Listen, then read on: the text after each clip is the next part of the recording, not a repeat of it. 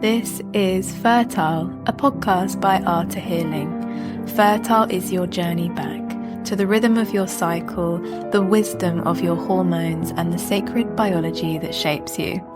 This is the space that we explore natural medicine, real root cause healing, dispel myths, and have authentic, raw, and honest conversations. I'm your host, Em Marigold, and while I've worked in wellness for over a decade, I've also navigated my own health challenges, including PCOS and chronic acne. This podcast serves the radical woman who knows deep within her bones there must be another way, for those ready to challenge the conventional and unlock their exceptional fertility. Our mission: to make natural normal so you can say goodbye to chronic menstrual symptoms and step fully into your power as a fertile woman. Hi everyone, and welcome back to the podcast. So today I want to talk you through PCOS, polycystic ovarian syndrome, acne, and really my own journey with having it, going through it, and coming out the other side of someone who no longer has PCOS and acne. I think sharing these stories are essential in understanding that, one, you can actually heal from them naturally, and sharing my own process with it, and also many of my clients who have been through a very similar experience. So let's go way back to the beginning. So I was on the pill for a really long time, about 10 years. And I know for most of my clients who have been diagnosed with PCOS, it's a very similar story. They were on the pill for a long time and then were diagnosed with PCOS. And it's crazy to me that the medical industry still doesn't acknowledge the pill's link to PCOS. So today I'm going to hopefully enlighten you with that information and should just shed some light on the causes of PCOS and what it is, why we get it, and actually how to heal it, because it's really not that complicated when you know how. So I was on the pill for a really long time. I went on the pill about the age of, I think, 12, if I'm honest. I can't remember exactly, but I didn't go on the pill for birth control. I went on it because of my skin. My skin started erupting quite early on, and I had acne all over my back and chest, mostly along my forehead, but also on my jawline as well, and neck. And I hated it. It was really painful. And, when you're that kind of, that age at school, you start getting bullied a bit for it. I had friends that made comments and, they were my friends and they weren't probably meaning to be unkind, but you just are, aren't you, as a teenager? A lot of girls can be unkind. Yeah. So I went on the pill. I went to the doctor and said, hey, what can I do? And actually before I went on the pill, I tried so many different things, and there was this one cream, I don't know if any of you have experienced this, but it would bleach everything. It would bleach my towels. My mum would go crazy at me like, oh, you haven't washed it off again. But it didn't even occur to me that was dangerous at that age. So I would apply this cream all over my face, which I believe is a benzoyl peroxide, and it worked a little bit in terms of drying out some of the spots. But it didn't actually cure acne, because then I would just get another spot and it would come back and I put more cream and the same thing would go round and round in circles. So I went back to the doctor and they just said, look, go on the pill. This is going to heal your skin, balance your hormones. And so that's what I did. I had no idea of the implications that I would then deal with in my 20s, 10 years later. I had no idea that it wouldn't actually balance my hormones or regulate my cycle. And I just sort of blindly went on it, like I think most women do, because when you ask questions, you're often dismissed. And I remember that feeling of being the patient, right? And the authority of this doctor telling me what I had to do. And it's a really uncomfortable position to be in, especially as a young woman who hasn't been educated around her fertility and cycle, having no idea about what is normal and what's abnormal. And that you believe that your doctor is actually supporting and helping you. Now, I'm not against doctors. I do think they go into their profession with a lot of love, and they go in it because they want to help people. But ultimately, when they realize that they're stuck in this system and they have their own kind of rigid guidelines that they have to stick to, it's no longer a healing modality anymore. Doctors are not healers, but sadly, they have just become what I would kind of say is drug dealers. They're just prescribing, right? There's no education going on. There's no informed consent. And the majority of people are not healing. They're not healing. They're not healing their symptoms. They're just dampening them down a little bit, and then they'll come back later when you stop taking that medication. So what we say really is these are just plasters, and that's in fact exactly what happened to me. A plaster. I plastered my acne by taking the pill, and it did work for some time. I would still get quite a lot of eruption on my back, and they were really painful sort of cysts. But I would say it did improve. And so I didn't think about it. I was just like, oh, great, I can't get pregnant. If and when I choose to have sex, my skin is cleared up, all is well, right? And so for me, this was really amazing because I remember being at school and we had these horrible beige blouses that were basically clear. Like you could see through them. You could see young women's bras. I'm sure it was designed this way for a reason. Extremely crazy, a little bit fucked up. And I had acne on my back. And so sometimes when I would lean on a chair at school, yeah, they would pop, and then I'd have marks on my blouse, and it was humiliating. And this led to me sort of sitting more at the back of class and not interacting too much in lessons. And this had a really big detrimental effect on my learning. I didn't even learn that I was dyslexic until I went to university and did my science degree in natural medicine. But imagine all those years just like not engaging, all because of acne. And it sounds so small, doesn't it, that acne is just a skin thing, that it's not really a big deal. But if you're suffering with acne at the moment, you'll know how much it affects your entire life. It's not just that it's visual, but I think what a lot of people don't realize if they haven't experienced acne is that it's extremely painful. The blood, the pus, the inflammation, and you can feel those spots when you move. Every time you kind of move your shoulders, your arms, and it makes you feel really gross. I remember like when I would pop spots and pick at things because I just thought, oh, I just feel really disgusting in myself and I don't want all this pus.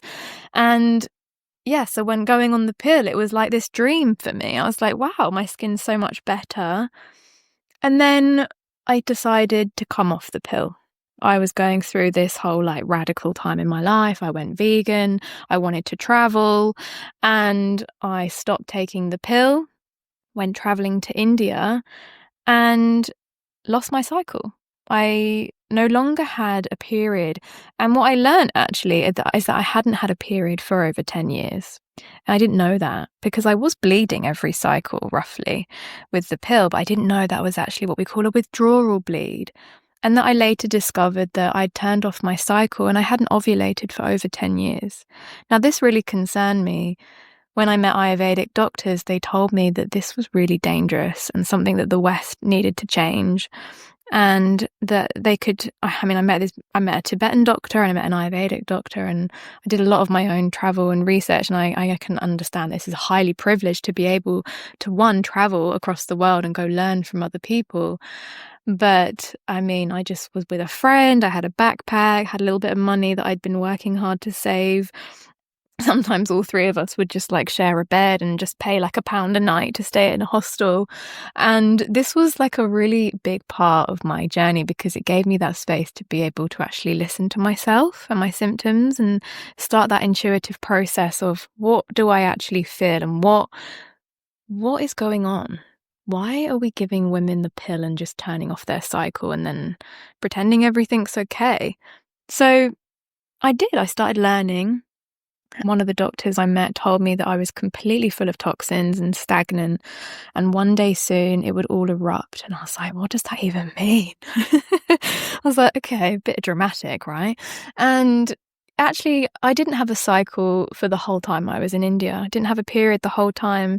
And at that time, I was feeling quite grateful for that I didn't have to deal with periods whilst traveling. You know, my friend at the time, she did have to deal with it. And I was like, oh, then, and I'd always had quite uncomfortable periods. They were never heavy, but painful and a bit dry, just light, not particularly anything special. But I didn't even know that you could have a better period. I was never taught as a young woman that you can actually enjoy your period. So yes, I didn't have a period for the whole time I was away, which was actually 6 months. I did a whole 6-month trip for my full visa. I didn't have a period the whole time. And just towards the end of my trip, everything erupted. And I finally knew what the Ayurvedic doctor was talking about. My skin erupted more than I have ever seen it before. My whole face was covered in cysts. I had cysts all around my mouth that was so painful that every time I would speak, it was painful. And I felt like these were going to scar my face. I had them all down my neck, and it was humiliating. You know, I felt so embarrassed I wanted to be this like natural woman traveling and look good. I was only 21 at the time. And yeah, it was a really difficult time for me. And I thought, oh gosh, I'm really toxic, full of all this stuff that's trying to come out through my skin. What is going on? And so I went to see a Tibetan doctor, and he gave me these little herbal balls that honestly looked a little bit like sheep poo or goat poo or even rabbit poo, but slightly bigger, like these little dry balls of herbs. And they tasted all right, not terrible, but yeah, just a bit like the mud. And I was like, okay, whatever. So I took these quite religiously. And as I said, I was towards the end of my trip. So I was going back home to the UK after this. And yeah, the last parts of my trip was ruined really, because I felt like, oh God, what's going on? My skin has just got so bad again. Obviously, the pill didn't actually heal my cycle, which I was told it was going to. It's all just come back. And that was the moment I truly realized the medical industry and the whole plaster on symptoms.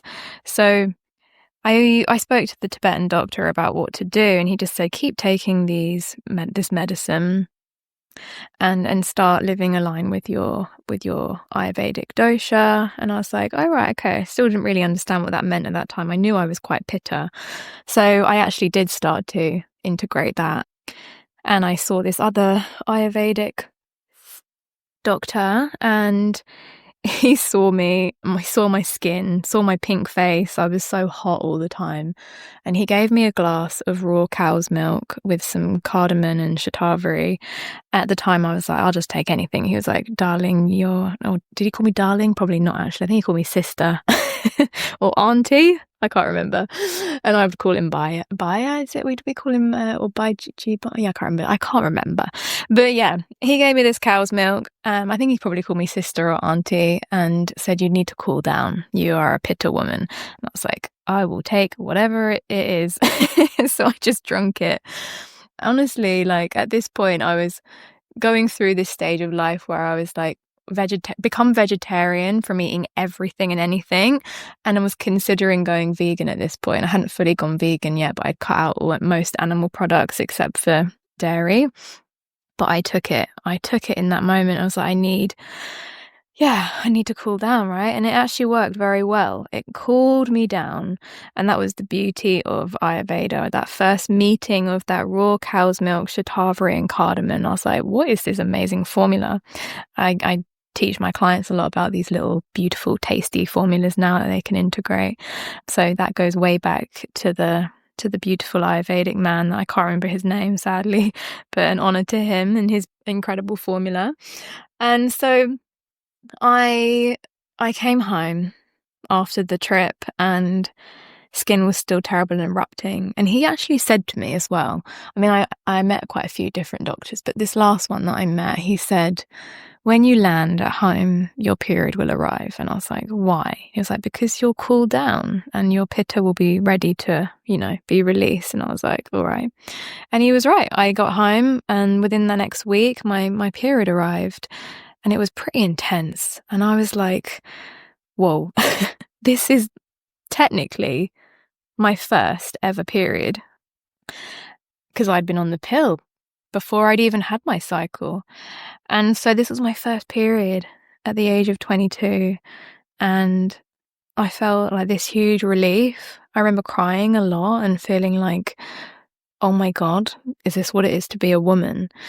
And from that day, I was like, okay, I'm going to put all I can into healing and understanding my body and why it's been functioning the way it is.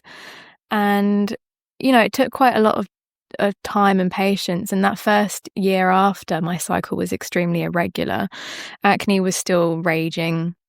I hadn't learned anything about plant medicine or nutrition at this point.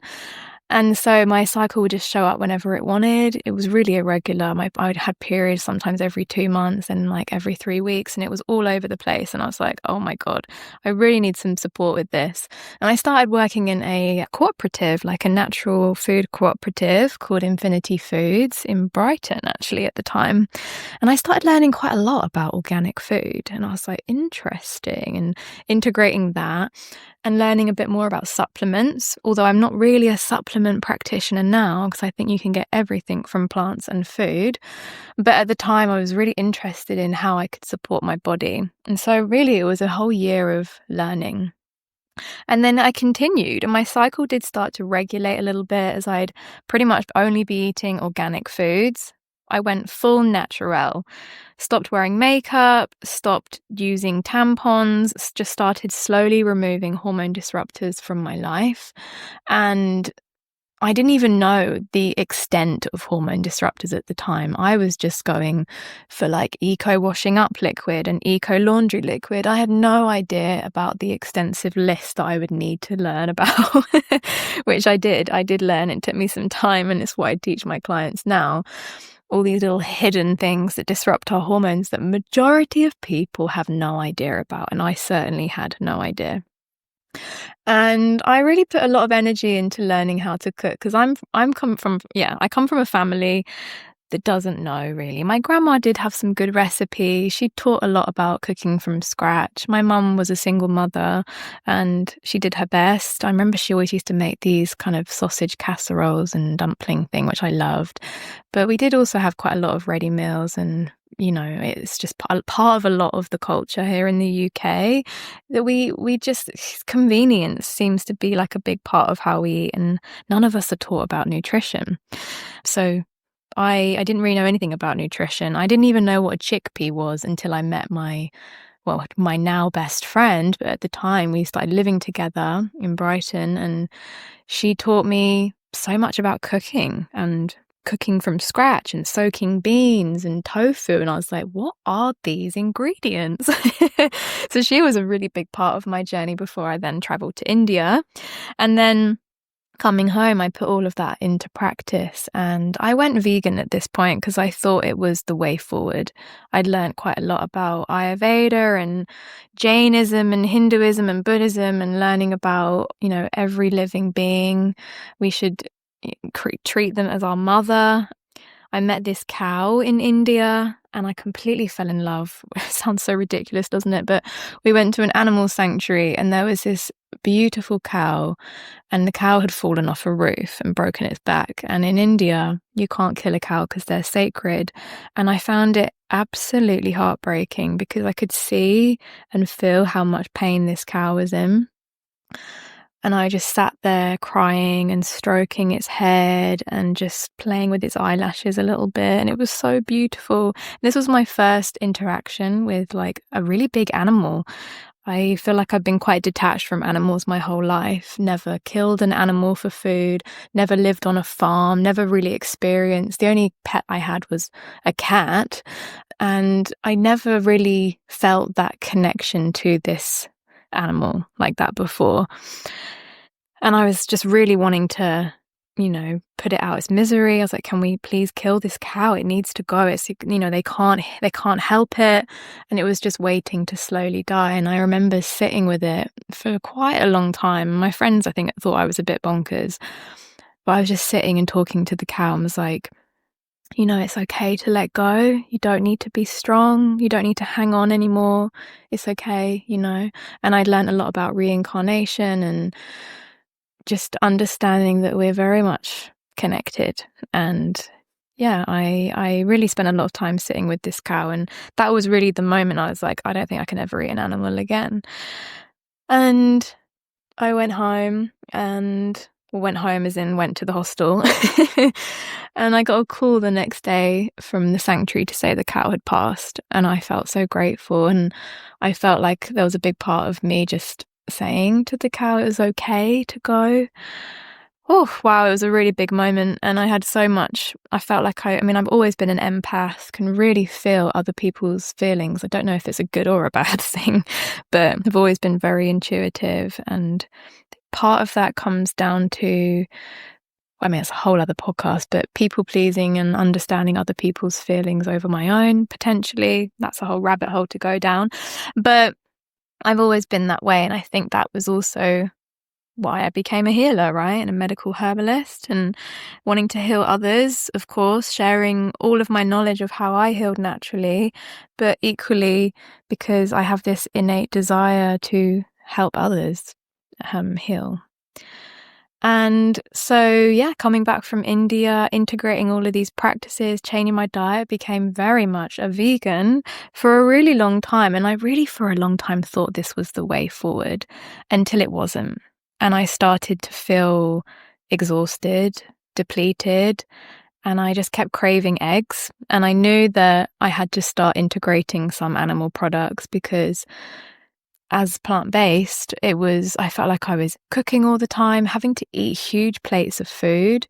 And I did my best. I worked really hard on getting my complete proteins, enough fat, and ultimately it just wasn't sustainable for me. And I really battled with this for so long. I thought, how can I go from being vegan to even vegetarian? I didn't want to consume anything from another animal, but I knew that my body needed it, and it was such a battle for so long. And I remember the first time I had eggs, I cried. But I cried with joy as well as overcoming my feeling of I got it wrong, and I felt so good. And I ate eggs again. Then I started integrating a little bit of dairy, but I knew that dairy was not the main thing for me. I knew that because of my Ayurvedic dosha, I'm Pitta Kapha, and I knew that I didn't need a lot of dairy, so I didn't ever really have a lot of dairy. Was never like a huge cheese person anyway. And although I do like yogurt, which is not great for Pitta, but yeah. And I then was vegetarian for quite some time, stayed in that, but I still felt like something was off. I still was dealing with acne. It had got better from eating a lot of organic foods and eating whole foods, and I'd started cutting out quite a lot of processed foods, but I was technically still eating a lot of, I was eating seitan, and I was eating foods that had additives in because I didn't know at the time. And I was eating quite a lot of what we call vegan block and margarines because I thought they were healthier. I was told all these saturated fats and butter were going to cause atherosclerosis in my heart, And I didn't know this was actually causing a lot more damage. And so my cycle was still irregular. It definitely got more regular. It wasn't as bad as it had been, but I was like, something's not quite shifting and I'm really depleted. And so I went back to the doctor and asked for support. I said I was dealing with irregular cycles and acne that I couldn't shift. It was showing where it was displayed more on my back, and they did some tests and I had high testosterone levels, and my period was really light. It'd gone down to like 2 days, really light pink blood. And I was like, I don't really understand. I don't have much pain anymore, but I'm also sure that something's not quite right. And so the doctor said, it sounds like you might have PCOS. And then they diagnosed me with PCOS in the end with the Rotterdam criteria, which is basically if you've got acne, irregular cycles, and high testosterone, then you can be diagnosed with PCOS. Quite easy to get a diagnosis. And I was like, all right, what's the answer to that then? The pill. And I just laughed and I was like, you're joking, right? I've just spent all this time detoxing and clearing my body of all this crap and actually working towards regularly having a cycle because, I really want to be a mum at some point. And yeah, the answer was the pill. And I was like, so you're telling me the only cure for PCOS is the pill? And they said, yeah. I was like, okay, I no longer will be coming to the doctor for any advice. I'm going to take this into my own hands. And I did. So what happened here, there was this moment, like a butterfly effect. So I'd been diagnosed with PCOS, still had acne, was vegan, was going through this kind of righteous time in my life, and started to then implement being vegetarian. And I fell pregnant at this time, and it wasn't planned. And it was a really significant time in my life because I'd always wanted to be a mother, but I didn't want to be a mother in this way. And I was really battling with what to do because I was like, I really want to be a mother. I know I can do this. But equally at the time, I didn't have very much money. I was on my own, wasn't in a relationship, and I was actually in the middle of couch surfing. Didn't have anywhere to live. And I was like, oh my God, okay, don't think I can do this. And so I decided at the time, I think out of panic and not really feeling like I had anyone to talk to, I had a termination. And after the termination, there was so much regret, so much guilt. I remember just before I was going under, because I had to be put to sleep, although I was only very early, I was only about 4 to 5 weeks pregnant. I felt like I changed my mind just in the moment as I was being put to sleep. And when I woke up, I had extreme PTSD that I just couldn't understand what happened, this feeling of emptiness. And I know now from speaking with other clients and other women that this is actually quite normal, and they don't suggest going under now unless it's completely necessary. They actually suggest that it's better to experience the termination, the miscarriage in a healthy way, and not, I think that just really sums up my kind of avoidant behavior and just wanting to have it removed and not think about it. And it was extremely difficult to process that I was no longer pregnant, and I just couldn't. It took me a long time, weeks and weeks and months of crying and processing what I had done. And I finally sought help, and I went to see a herbalist. So I was working in this little health food shop still, and opposite there was Neil's Yard, a herbal shop, and my friend who I worked with recommended to go there and have a chat. And I was like, okay, I've always sort of taken herbs here and there, but I didn't really know what a herbalist was. And so I went in and got some guidance, and I was like, I really need some support post-termination. There's so much guilt and emotion, but also I'm actually dealing with a lot of pain and discomfort in my womb, and I needed help. And I saw this woman, and it was probably the one of the most amazing things I've ever done, because she was educating me. She'd given me a bottle of medicine to take, and these herbs didn't just help with the physicality of what was going on, but actually the emotional aspect. And I started feeling more strong and resilient, and my skin started improving as well. And I was like, oh, okay, is this what herbs can do? And she explained a lot to me, and I was like, I knew in that moment that was my calling, to become a medical herbalist. So I literally quit my job. Well, I applied. I asked her, how do I study? She said there's a university in London called Westminster that you can apply to. It was August, and she was like, it's going to start in September. It was the end of August, I remember very clearly.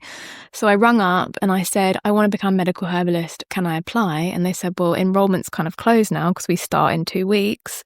And I was like, well, I'd love to do it. And they were like, well, do you have any experience in medicine or science? Because this is a science degree, and we recommend that you have background in biology and anatomy. And I was like, I literally know nothing, but I will do all of the work.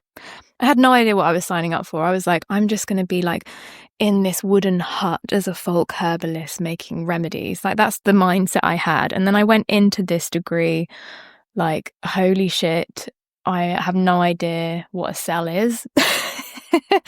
And spent the next 4 years doing it. So I literally quit my job, found somewhere to live, moved to London, and just started this degree, and spent the next 4 years learning everything that I could about healing. And I mean, we didn't even learn herbs really until the last year. It was all about anatomy, biology, chemistry. We were learning about bloody carbon atoms, and I was like, what is the point? Oh God, it was so intense. But I knew I had to keep going. There were moments where I was like, I cannot do this anymore. I'm so dyslexic, which I discovered at university. I'd got all C's or below at school, D's, E's. Failed a few things. And to then go through this experience and actually qualify as a medical herbalist with a first class honours was extraordinary. And if I can do it, I mean, anyone can do it. You just have to have the passion and the will to want to do it. But through this experience, I learned so much about myself, my body. I started understanding why I got these symptoms in the first place, how I'd even got PCOS in the first place, why I had acne, that it wasn't just genetic, which you're often always told. And it was so eye-opening, and I made such incredible friends and other healers as well through this process. And I vowed to teach everybody else about this because, I'm not particularly special, not in a negative way, but if I can heal, then why can't other women too? And so I started, journaling and sharing my journey on Instagram way back when, and started sharing, I was so passionate. I was like, oh my God, why does nobody know about this? This is why you get adenomyosis. This is why you get endometriosis. This is why you've got fibroids and PCOS. And I was really trying to shout it from the rooftops. And my cycle started regulating. I was eating plenty of whole foods and eggs, a little bit of dairy. I started integrating more wild fish, and my bleed was red and pain-free, and my skin was glowing, and I was taking herbal medicine all the time. And then I was like, this is so incredible. And I later realized there were a few other things I needed to learn, because after the science degree and learning about herbalism, I was like, there's so much more to this. And it still felt slightly allopathic. So I went back to Ayurveda and began a year-long mentorship and integrating sort of the Eastern approach on top of the West. And Ayurveda was such a key part of learning about myself and my healing. And that really accelerated clearing the last, what I would call the last dregs of acne that I couldn't get rid of before. And I still always had in the back of my mind about being told that you've got PCOS, it's likely that you're infertile. Some women go on to have really healthy children, but it's quite hard to do that when you can't pinpoint ovulation and all that yada yada stuff. And it always had it in the back of my mind that maybe I would be infertile and I'd never get to have children. And then I started really diving deeper into fertility because this was a really big interest for me. After having, becoming pregnant before and the termination, I was like, okay, so I know that I can conceive. I know that it's possible. But now my cycle was really regular. I was like, okay, well, it must be possible to happen again. And I really wanted to learn more about, one, how I'd got pregnant in the first place. Because at that point, I thought that you could just get pregnant every day of the cycle. And I was like, oh, well, it's my fault. And Later, I realized that it wasn't particularly anyone's fault. And I learned that, you can only get pregnant one day of the month. But actually, you can get pregnant a week of the month. But that's because sperm can survive inside you. And actually, there's only one day window of actually ovulating, which was fascinating to me that I'd obviously got pregnant in that time. And so I started learning more about tracking and fertility awareness and natural birth control to prevent pregnancy at that time because I didn't feel quite ready. And then learning exactly when I'm fertile and exactly when I'm not. And this was a big part of integrating and understanding my cycle.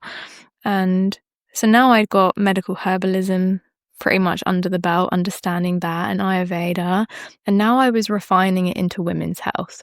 And I just felt like more and more women were coming to me with PCOS and endometriosis and like, why are we getting these things? And I started, when I finished my degree, I just started working with clients and educating them, writing prescriptions, and people were just getting better. And I was like, this is so easy. Why are we not spreading this awareness? So my journey with PCOS and acne was actually quite long, but that's because I never went to anyone. There was no guide. It wasn't until I met that herbalist and then actually studied it myself.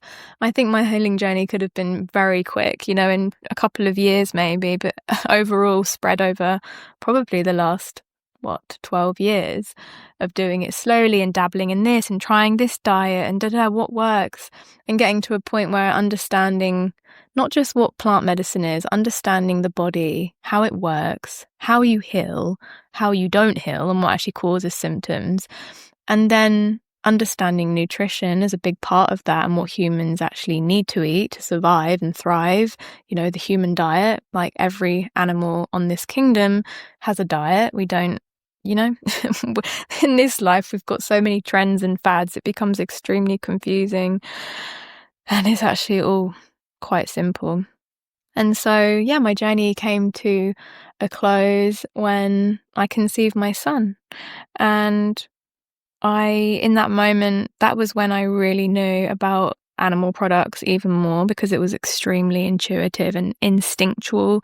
My body in pregnancy really needed animal products, which really, that's a whole other podcast episode. But I just went exactly with what my body needed. And I'll probably do another episode on veganism and why I don't, and why I no longer do that. I think a big part of it is putting myself first, finally, and listening to my body and my health and what it needs, and doing things as ethically as you can. I know a lot of vegans that might listen to this and just think you're crazy and there's no ethical way. And I was really angry when I was a vegan, and I meet a lot of angry vegans, and I completely empathize as to why they feel the way they do. But we'll leave that probably for another talk. But I had a very easy pregnancy, and I did have a little bit of morning sickness, but I knew the herbs that I could take to support that. And I also knew why I had morning sickness, which was a lot of it was to do with blood sugar. And I also knew that because I had PCOS in the past, I knew that there was always a blood sugar insulin thing at play with my health, which again, nobody tells you. A big part of PCOS is your insulin sensitivity and resistance, which is what I teach my clients, and understanding how to regulate that. And so, in my pregnancy, then I knew how to handle that, and it was great. Beautiful pregnancy. I was pretty tired, but you're growing life, so I can't really imagine not being that tired in pregnancy. I had quite a lot of energy between trimester 2, in that sort of 3 to 7 months. And then I had a beautiful home birth, and it was long, bloody painful, I'll tell you that. But that was because I hadn't prepared in a way that I now know, and I would do more hypnobirthing next time. And I had a lot of stress in that pregnancy. I knew I was going to be a single mother, so that was a really difficult process. And again, that's a whole other podcast episode. But I guess my point here is that I felt good, and to me, that's a real achievement from feeling so terrible so early on in my life. And I didn't even talk you through a lot of the other symptoms I experienced. It wasn't just acne, I had migraines, I was sick all the time, I had colds every single month, I had chronic fatigue where I'd sleep 16 hours plus a day, and that came from having mononucleosis, Epstein-Barr virus, which completely knocked out my immune system. I missed all my SATs at school because of that. I felt numb and depressed for so many years, and I couldn't cry. I turned to alcohol for many years and just used it as a sort of a cultural English excuse that we just drink and binge. And I was just so unhappy before I had that moment where I came off the pill and started my healing journey at 21. And that whole of my teens just feels like a big blur of big trauma and misery. And of course, it's probably not the full case, but to go from that to that Emma who was so unwell to becoming the woman that I am today.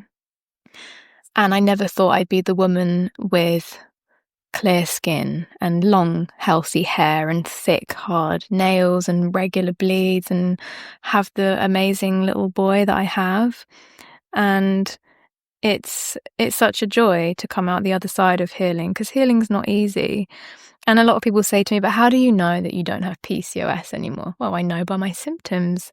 And it's something I teach my clients, symptoms as messages. And it's not like, healing is not completely linear. It's changing all the time. We can't control our environment. Things come up. But what I teach my clients is the tools so that you know when something, or if something does come up, you know how to deal with it. Right, you know what happens. So if I have an irregular cycle for a month, well, I know what I've done probably to it and what to do next and how to re-regulate that, herbs and lifestyle practices. If I get a spot, oh, maybe I ate too much pitogenic food and dairy or whatever, and so what? I got a spot, but I know that I have the tools to clear it. And yeah, one of the things that I never actually realized until the last couple of years is, my hair. I had quite a lot of hair loss as well when I was a teen, especially all around my receding hairline, which is kind of an early sign of PCOS beginning.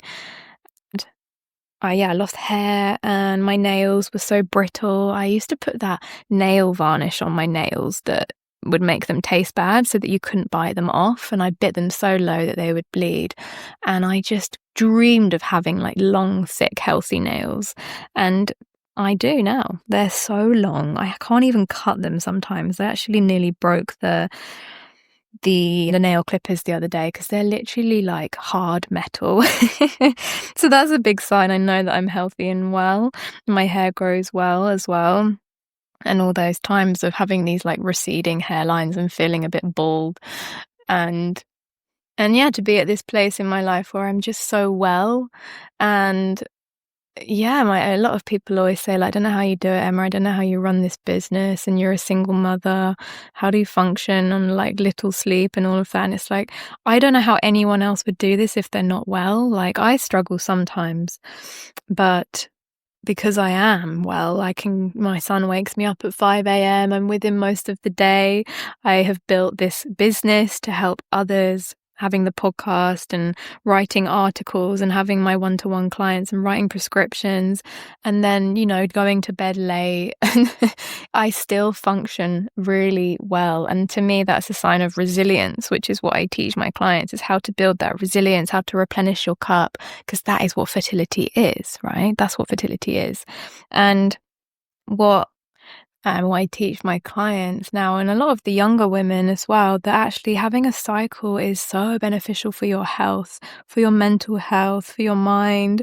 It's how we make our hormones, and having that natural cycle now has completely changed my life.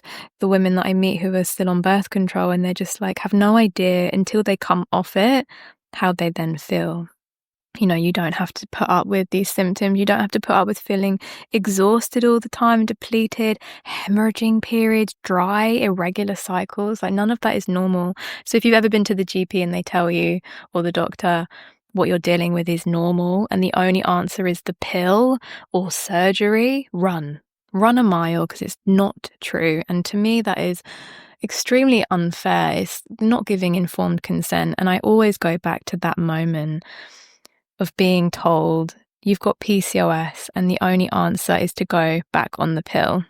And I said to him, I remember saying, but you do know that the pill is one of the main causes of PCOS, right? You do know that. And he was sort of a bit stunned and didn't really know what to say, like a deer in headlights. And he was like, well, there's no scientific research on that. I was like, sure, okay. Well, we do know now, as holistic practitioners and naturopaths, that when you put on the pill, it doesn't regulate your hormones, doesn't do anything other than turn off your cycle and stops you ovulating. And so with that, you turn off your hormones, right? Those precious hormones you need to thrive. And so when you come off the pill, what you get is what we call a testosterone resurgence. So you get a huge surge in testosterone, which is there for a reason, to wake up the ovaries after a long sleep, to get you ovulating again. And so you're left with these high testosterone levels, depending on the health of your body, your liver. If your body can't detox these, are you going to then have PCOS? It's also connected to your blood sugar, your diet and your lifestyle, which can trigger testosterone release in the ovaries. So there's all this information that we need to know and understand as women that we're not taught. And I feel that's such a sad thing to accept and know, that when you're just told to go back on the pill is the only option for healing PCOS. And what's really interesting is that so many women don't even know that PCOS, when they say polycystic ovarian syndrome, and they think, oh, they've got so many cysts on their ovaries and that's full of pus. Like, all the clients I work with come to me saying, oh, I've got so many cystic things on my ovaries, and they imagine all this pus. And I say to them, look, I was once like you. I thought the same. But the reason you have cysts, in air quotes, on your ovaries, they are not actually cysts. It's because you haven't ovulated in such a long time. Your ovaries are full of eggs. They're full of follicles. And all we've got to do is get you ovulating again, which we can do with your diet and your lifestyle and herbs, specific herbs that suit your body. I mean, there's a whole pathway that we work on, and it can be a little bit complicated, but I mean, it's not so complicated for me because I know now, but when you first start learning about this, it can feel a bit overwhelming because there's so much to learn, but it's also really addictive and exciting because you suddenly get all the information that you've been craving for so long: how to live as a woman, how to heal naturally, the herbs that are going to work specifically for you and your body, that are going to clear PCOS and those excess testosterone levels. It's remarkable, really. And so really, that's my journey of going from all of that: PCOS, acne, chronic fatigue, migraines. And I mean, I knew, going back quickly just before we bring this to an end, that I had migraines as a teenager, and when I went to the doctor, they just misdiagnosed me and just said it was migraines. And I used to black out all the time. And my friends used to find it quite funny. I'd be like at a gig or something, and I couldn't see. My eyes would go dark. I'd have to find the wall, and I was told I had migraines. So I just took painkillers for many years. And then later discovering that it was never that. It was actually connected to the polycystic ovarian syndrome that had already begun in my teens when I was on that pill. And turning off my cycle, accumulation of those follicles, and the testosterone rising, and insulin being a big problem. It was blood sugar. My blood sugar was all over the place. I was hungry all the time, and then I'd be like, okay for a bit, and starving, and my blood sugar was a nightmare. And that was a huge piece of learning about PCOS. And imagine if I'd have been told way back, and how much quicker I could have healed. But, things happen at the time they're meant to. So, blood sugar, dizziness, all of that can be very much connected to PCOS. So I hope this talk was enlightening, and to share my story of where I've come from and creating this business. Art to Healing is, well, it's a community of women that are learning and waking up and understanding that you don't have to put up with what you're going through. You can heal, you really truly can. And I hope this gives you some motivation in your healing journey. So thank you for listening, and I will leave it there and wish you a beautiful day. And I'll see you in the next episode. Okay, lots of love. Bye. If you know of someone dealing with PCOS right now, or maybe they just have symptoms of acne and irregular cycles and dry, unsatisfying bleeds, they're thinking about conceiving, but they don't even know the first steps of how to track their cycle, then send this podcast their way. This episode may be really enlightening for them, make them feel like they're not on their own, and give them some hope that they too can heal naturally. We give out quite a lot of free advice as well on Instagram, and we also have our community group that we talk amongst each other with remedies and recipe ideas and recommendations. So reach out. The best place to find me is on Instagram. I can support you there. All right, lots of love. Bye.